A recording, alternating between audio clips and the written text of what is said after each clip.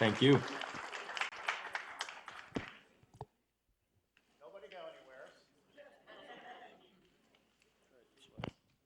Does this work? Yeah, better.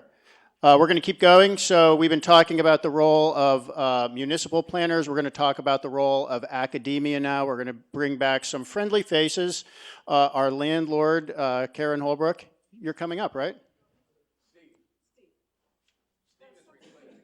Oh, I didn't know that. So, Steve, you're going to have to introduce yourself because I don't have you here.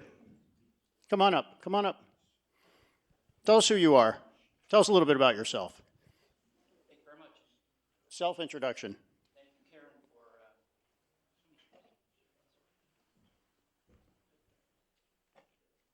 Anyway, while Steve is working on that, we're also going to have Bob Carell is coming back for, is it the 17th time, I think, but he'll actually get to talk this time. Matt Burgess from the University of Colorado Boulder's going to be on this, and Bob, what's your name again? Bob Bunting is going to moderate.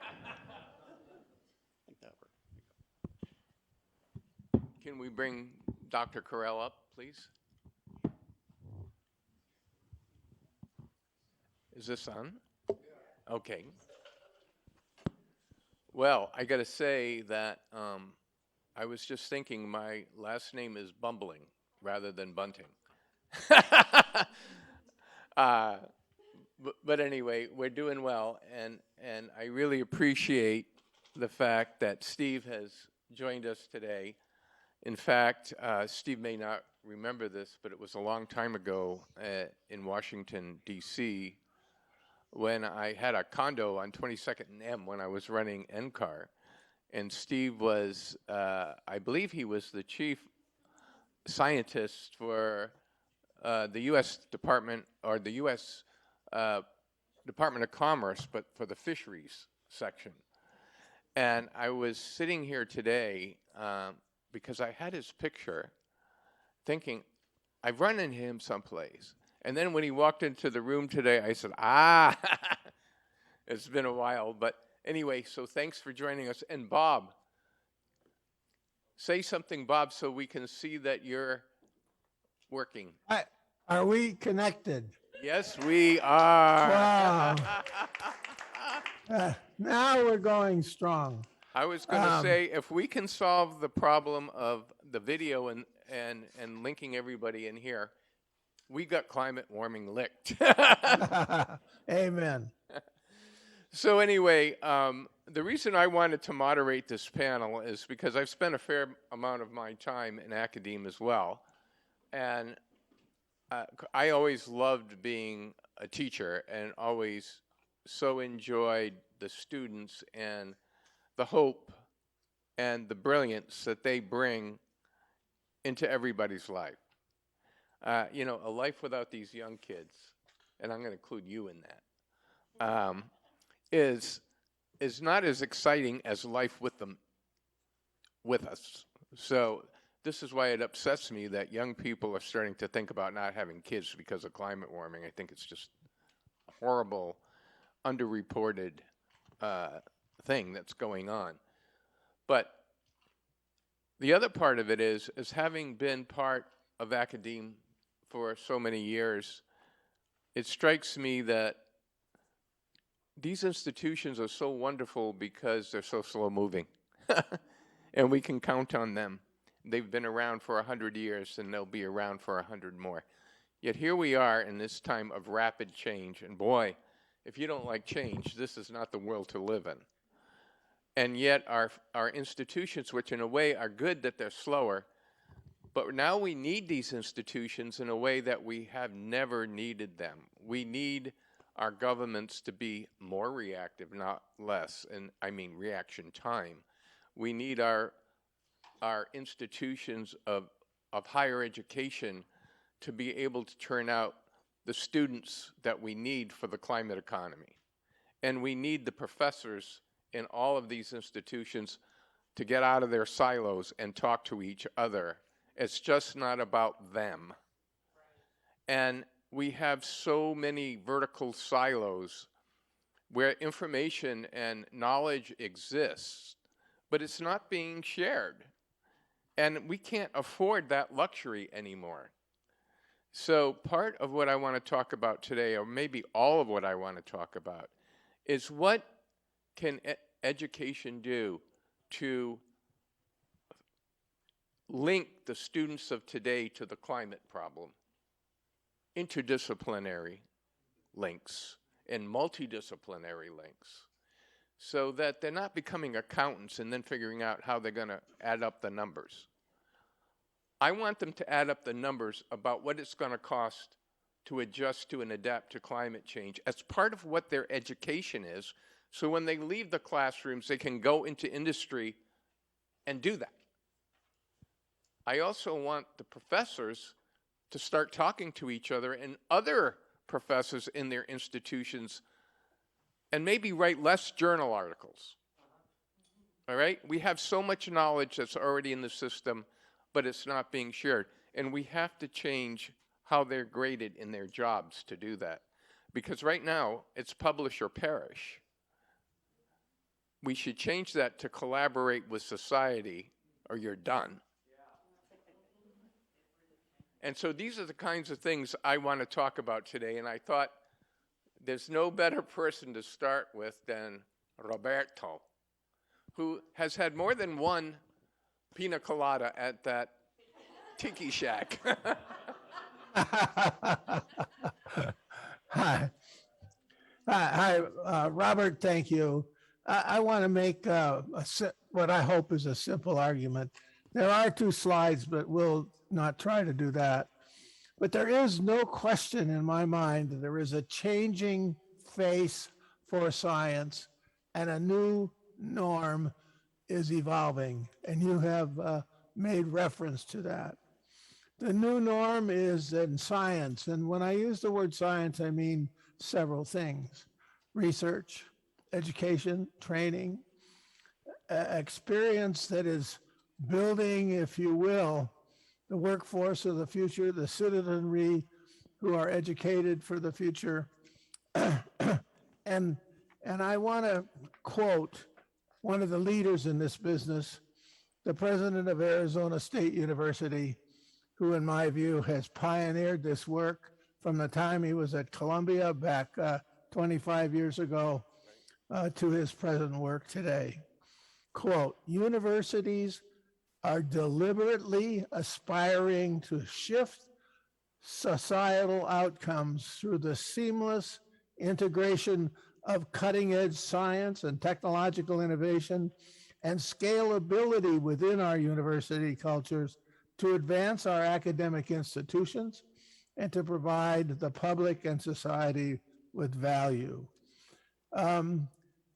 Michael's efforts have trickled down to many other universities who are also moving in this direction to establish this new norm that transforms our scientific research and brings it home, brings it back to society, from which we have the delight, honor, and responsibility to resolve. So there's a lot of use-inspired research, still very basic, but it meets a societal need. And it helps us to transform this job of taking knowledge, connecting it, making it an organic part, as I see across the very microphones of conversation so far today. So it is this new norm that will transform universities, and that's well underway. I would also note that Michael and others like him say we have to double or triple the opportunity space for young men and women to go to universities, to two-year colleges, and to other educational institutions that are building the citizenry of the 21st century and the workforce of tomorrow. Thank you. Matt, why don't you give us your ideas? He's from the University of Colorado, and we both spent some time there. And he has a wonderful group of students, and I think you will agree that wouldn't you like to have a class from him, right? I'm going back for the summer school. Thanks. First, I just want to say it's an honor to be up here with Steve. So before I did climate macro, I did fisheries, and he's a big deal in that space. So when I saw his name, I was like, it's the same Steve Borowski. So great to be here with you. Yeah, so I would say here's what I would like to see. I think that the points about incentivizing faculty to do impactful research is important. I think thinking of just like electric cars, your car is a 15-year investment, a faculty member is a 30-year investment. So we better either get better at anticipating what the needs are going to be over a 30-year time horizon, or setting up the incentives more to allow faculty to pivot during their career as the needs emerge. As far as how we serve our students, I think we need to stop depressing them. I think we're doing that, and I'm not joking, that the mental health statistics are terrible. I think we need to stop polarizing them. So if you look at what fraction of the country thinks universities are good for society, among Republicans and independents, it falls off a cliff at about 2015, a little bit before Trump. So it's not just about Trump.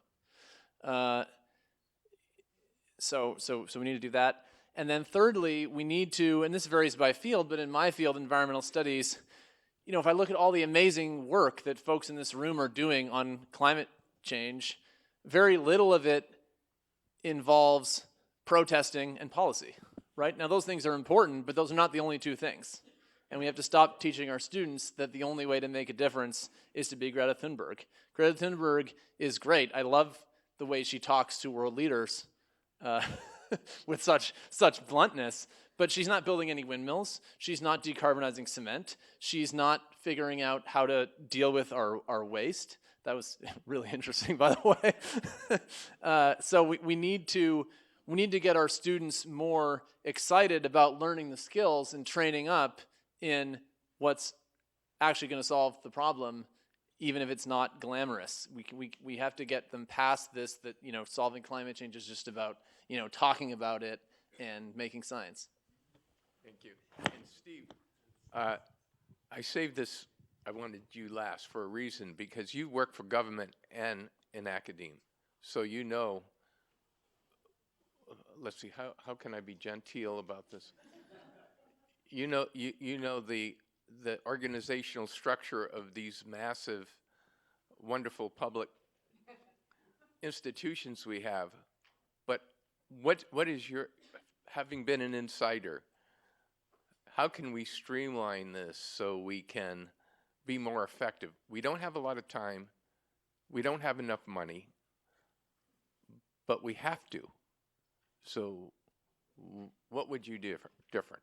Indeed, and thank you, Bob, for the introduction and the invitation, and I thank Karen Holbrook, the Chancellor here, for the opportunity to step in. I don't know if Bob Carell remembers, but over a decade ago, he and I were on a panel together talking about climate change issues in front of Congress, right? And I certainly remember meeting you. About 30 years ago, I wrote a paper called Climate Change and Marine Fish Distributions, and that paper sat there for maybe 15 years. Hardly any citations, right? And so now, of course, it's a global phenomenon in terms of what goes on. True. Things are just moving. Things are moving to the poles at very rapid rates, right? And it's creating all kinds of havoc in coastal ecosystems. So, as Bob said, I worked at NOAA for 35 years, and I was the chief scientist of the Fisheries Service for the last 6 years, and basically spending all my time begging money for Congress to try to make sure that we could do these things. And right at the end, we created the NOAA Ocean Acidification Program, which, as things evolve, bureaucracies can evolve, and it kind of depends on the signals that they're getting from society. And in particular, they evolve when there's money involved, right? So there is hope that large bureaucracies can pivot. And certainly, I look at what goes on in NOAA, for example, right now. It's changing very dramatically. They got almost $3 billion in the infrastructure bill to do things that are relevant to what we're talking about. Also, in the state of Florida, I'm not sure people are aware, but the legislature and the governor put $100 million into coastal mapping in the last session to try to get a handle on coastal inundation. And they created something called the Flood Hub, which will be set up at USF to actually help advise local governments about things like coastal inundation and the risks from, basically going forward. So I want to make a few points about the role of academia.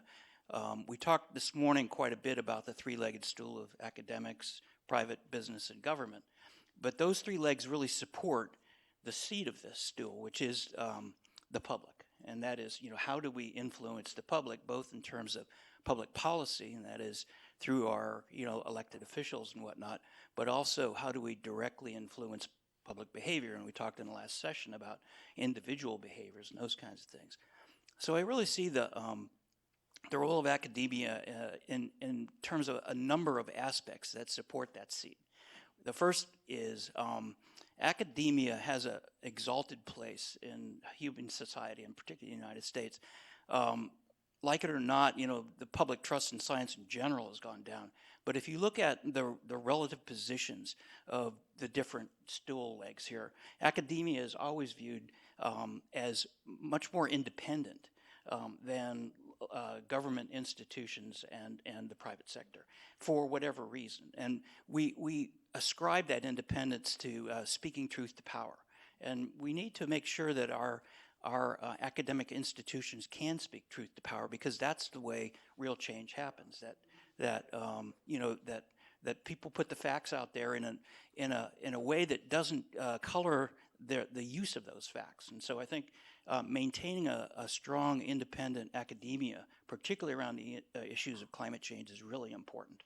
Trying to get the facts right. And that's not to say that government scientists don't do a good job, but it's the trust factor with the public, I think that's really important. And that's a unique area where we can double down in academia in terms of the types of things that we say to the public and the public outreach that we do.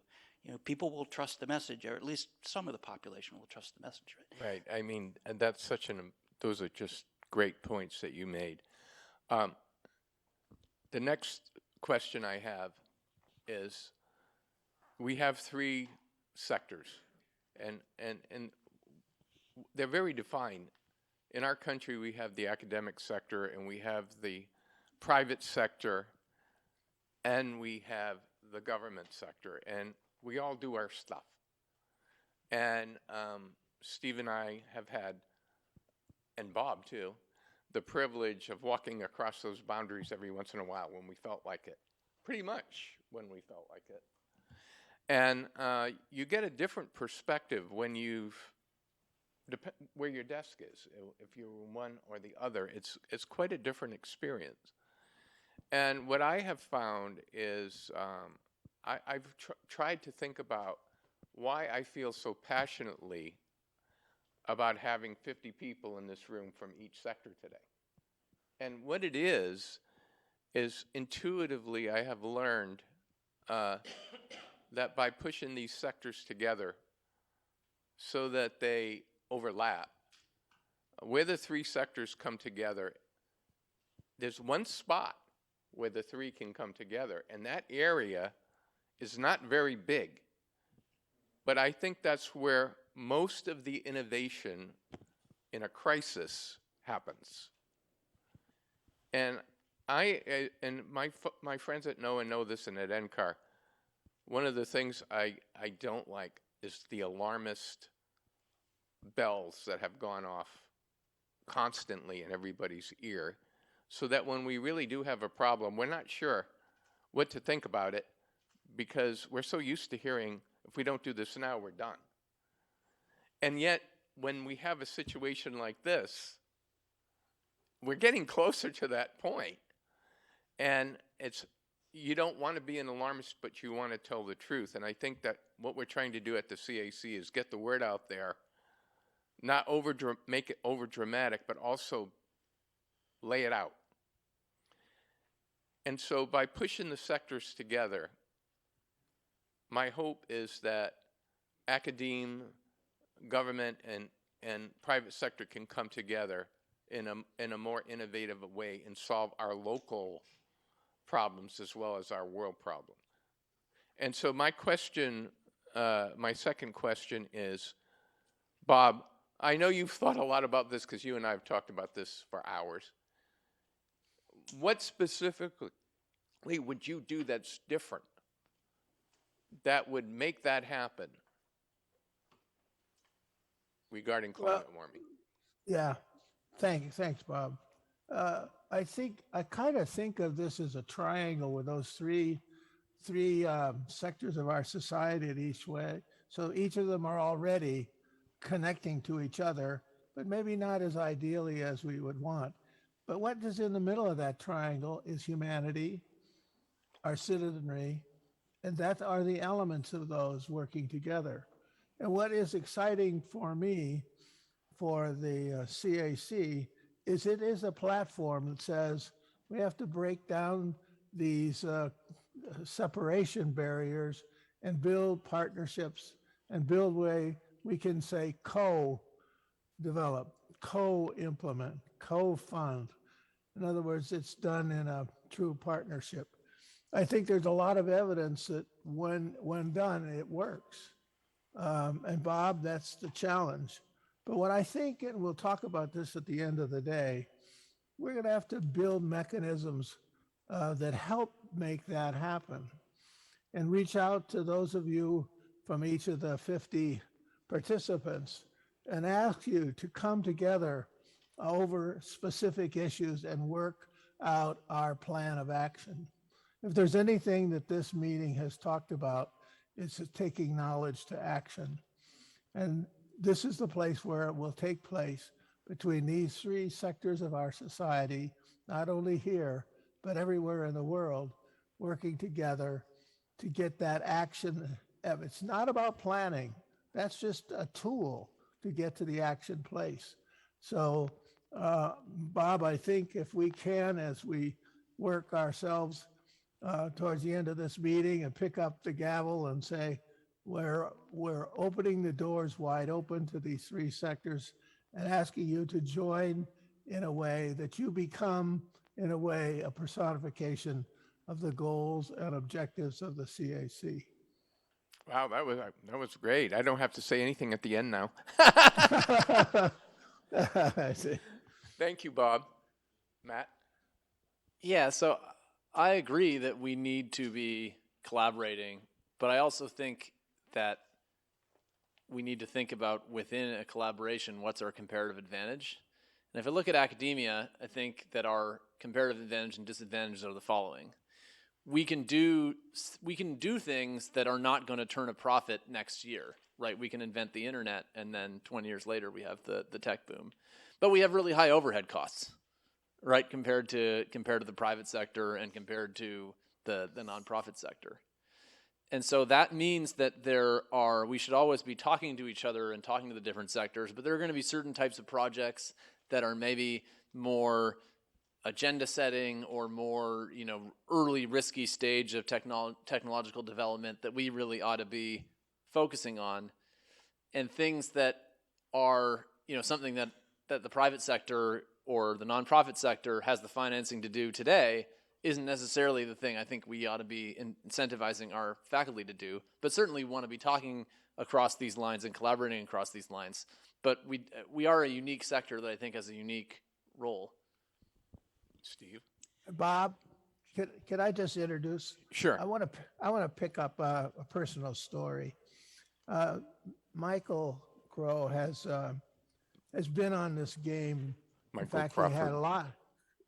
Michael Crow from Arizona State, and I have a granddaughter who decided to go there. And about sophomore year, it became clear to me they practice what they preach.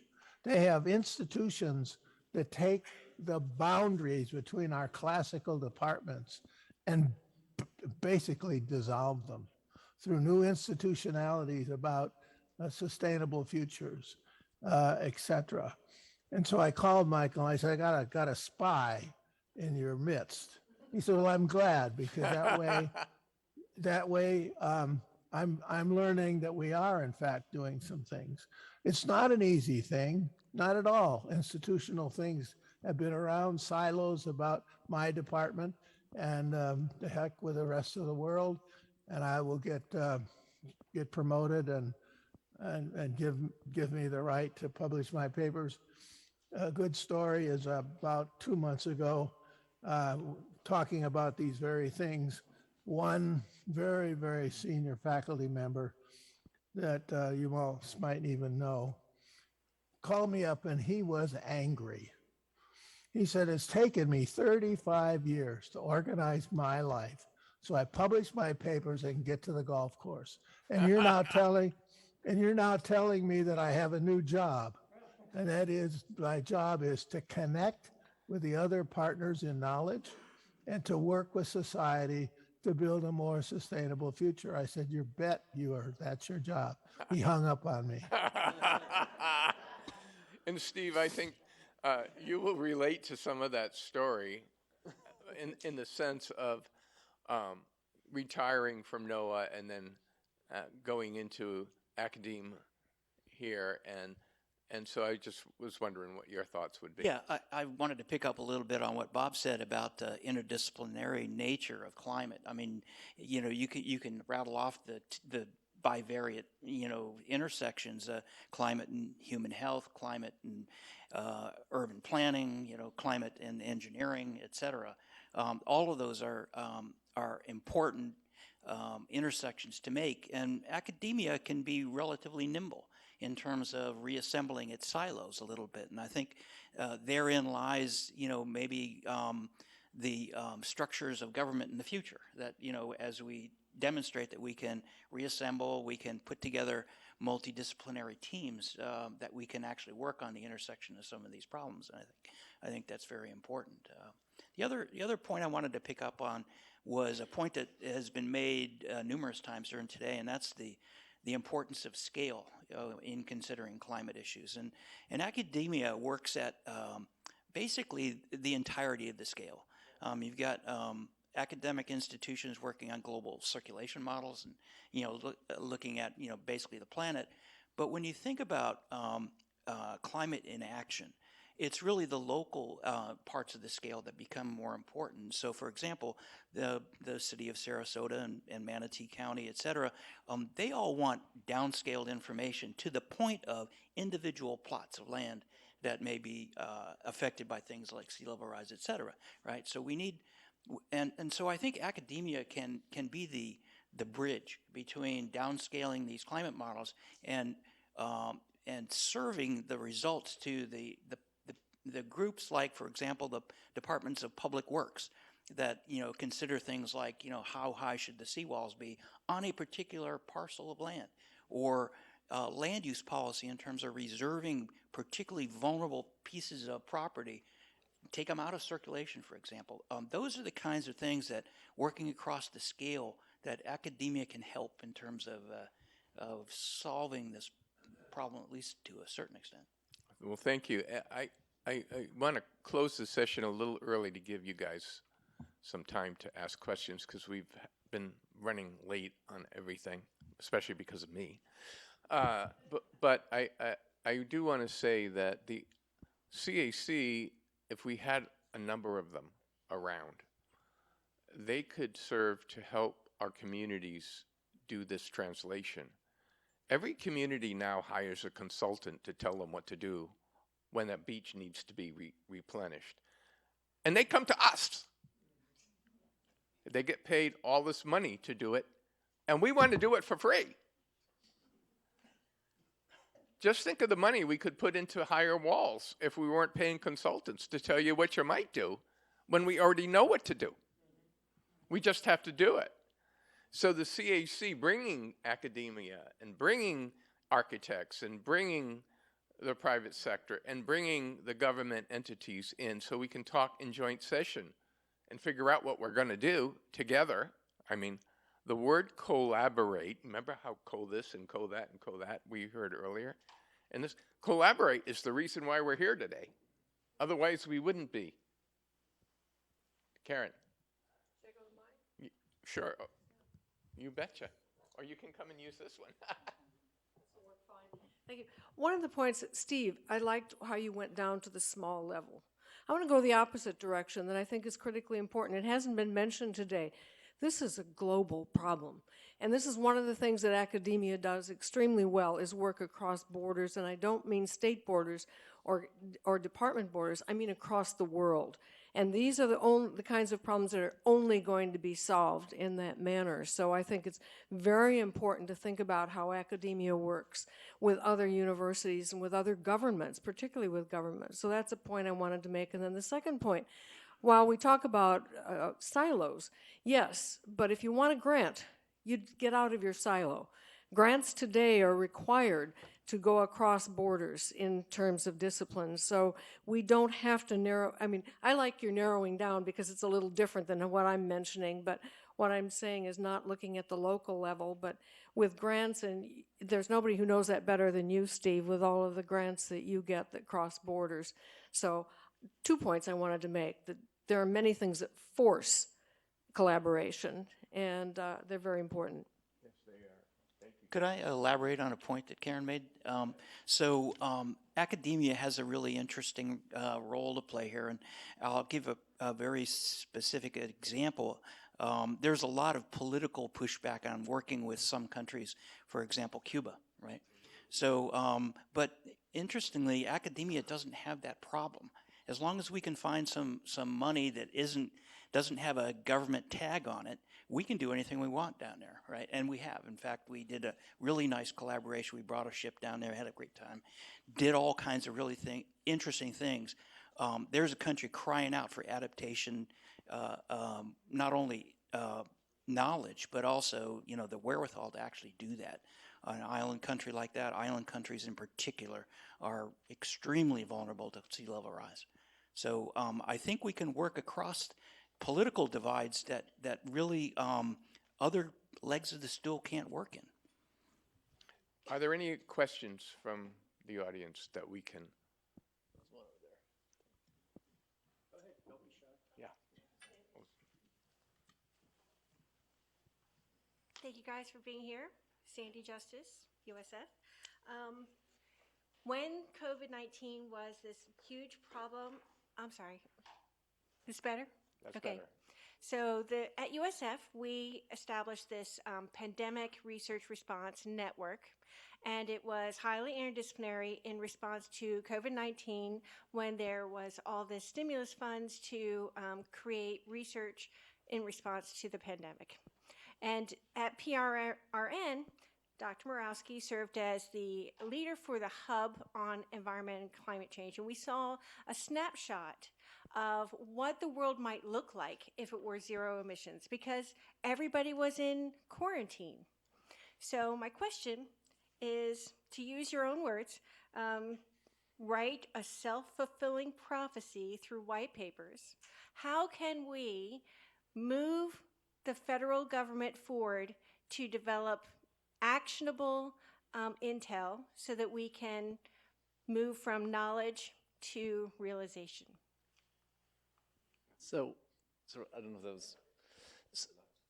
So I don't know if this is quite exactly what you're asking, but one of the other things besides climate and growth that I've been working on in my lab recently is how do you depolarize climate change? And so we've done an analysis of all of the state level decarbonization bills since 2015 to look at where are the bipartisan ones. And we just finished an experiment looking at voters of, with nationally representative sample of voters across a bunch of different dimensions. How do different climate policies, if you pair them with other kinds of policies, play? We're still working on analyzing the second one, but what we found in the first one, which is what I suspect we're going to find in the second one, is if you want the federal government to do something over decades, it's got to be bipartisan. And if you want to be bipartisan for climate, you got to get the culture wars out of there, because that's where you lose the Republicans. Bob? The culture wars. You have to separate the culture wars from climate, because that's where the division is. There's surprising bipartisan consensus among voters that we should be doing more about climate. And there's also a surprising bipartisan consensus that we should have more economic inequality reducing policy. Bob, what do you think? You're speaking to me, right? Yes. Let me tell a little story, because I think it fits like a glove. In the mid 1980s, it was pretty clear under president who was not very sympathetic to these kinds of environmental issues, whether it be climate or global change. But a certain woman over in in England changed his mind, the Prime Minister Thatcher, and he became the first person to put real money into dealing with the climate issue. And he put his name on the budget. And it's the only one I know with a science agenda with a presidential name on it. And it was President Reagan. And out of that came a movement to develop what was called the Global Change Program to get around throwing the word climate, whereas 80% of that money was all devoted to climate. And that evolved into a law in 1990 called the U.S. Global Change Research Program. And that's about a $3 billion a year enterprise today. And it started out at about 100 million way back when. So there are things that can be done. And when it was put into law during the last administration, there came up a problem. They had done an assessment of climate change for the nation, and there was a reluctance to approve and letting that out. So what was done is the law says these 17 agencies shall work together. So the draft document was personally taken to the head of every one of those agencies, and you name them, from Department of Agriculture to EPA to Energy to NSF to NASA, NOAA, et cetera. And in the end, all of them signed the document out because it was nested in law, even under a time when that was a very difficult sort of thing to do. So I think there is pathways to hope. And hope is, I think, one of the underpinning pieces that have come through these hours today here at this conference, that we should not lose hope, for there is so much of it already documented, from Bob letting you know what the problem is to all kinds of solution space that we've talked about mostly this afternoon. Thank you. Steve, why don't you have the last word? Ooh, that's a pretty powerful statement there. So I wanted to cite one anecdote, if I could, really quick, and that is we need to build confidence among the public that if we take these actions, it'll actually make a difference. It'll actually do something to the climate system. And the anecdote is this. I've spent most of my career working in fisheries, which is policy laden in terms of very controversial things. That is, take action to preserve the nation or the world's fish populations. And so a lot of debate, similar to the climate debate, about there's all these other factors that affect fish populations. Don't single out fishing, for example. And so my colleagues and I around the world started to talk about the Great Fishing Experiments 1 and 2, which are another way to talk about World Wars I and II. And that is, during the two world wars, particularly in the North Sea, fishing was virtually eliminated because there were mines all over the place. And lo and behold, the fish populations jumped dramatically between the beginnings of the wars and after the wars. And so, Sandy talked about the PRRN and the work that we did to look at what happened to the environment during the pandemic. And we saw nitrogen dioxide, for example, drop dramatically in China, in the United States, and other places. And so we know that human activities are influencing this. And if we tell these stories to say, look, this is what happens when you decarbonize a transportation system, for example, you see almost immediate changes in public health. And then, unfortunately, we didn't do a lot to stem the CO2 growth, but still, we can demonstrate that taking these actions will have an impact on the planet, and we need to tell stories like that. Thank you, Steve. And I do remember during the pandemic, I think it was David Kotok who sent me some pictures of the great cities of the world, Paris and London and New York City and Beijing and the year before and last year. And Los Angeles. Oh my God, what a beautiful city Los Angeles is. It was the only time you could take a plane and land at LAX without landing on a smog layer first. It was last year. And so it was so dramatic, what happens so quickly. So when we decide to move, things can improve in a hurry. I think that's the message. Well, thank you guys very much. And is it break time?